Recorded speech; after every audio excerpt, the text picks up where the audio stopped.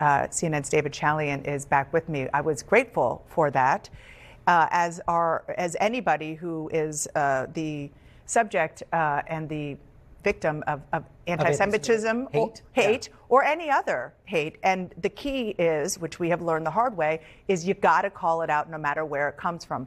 What does it tell you about the inability or unwillingness to do so when it comes from a prominent person in your own party? That you change your word. It's not an inability, It's unwillingness, and it's because you're putting politics ahead of principle and morality. And that's what both of them did there. It's not very hard to say that Rashida Tlaib saying that Dana Nessel is pursuing charges because she's Jewish is an anti-Semitic thing to say. It is. It is not hard to say that Donald Trump should not be pointing fingers at the Jewish people if he loses this election. First of all, the math of that just doesn't make sense either, because, in an election this close, you can finger point any single group you want. None of it is going to be correct. It's going to be a whole different sort of composition of the electorate that is going to affect the outcome of it. So it's pretty easy to call out. Obviously, they didn't want to take on their own party at this. Fareed Zakaria interviewed Hillary Clinton this weekend, and they had a fascinating exchange about Hillary Clinton's perception about those campus protests when she was teaching at Columbia last year in the aftermath of October 7th.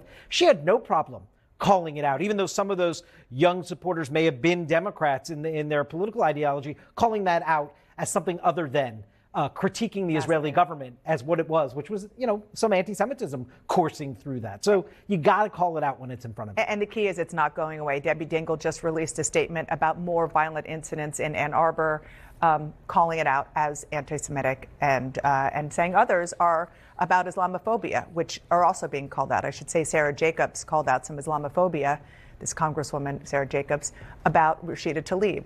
Good for her. It all needs to be called out. Exactly. Thank you.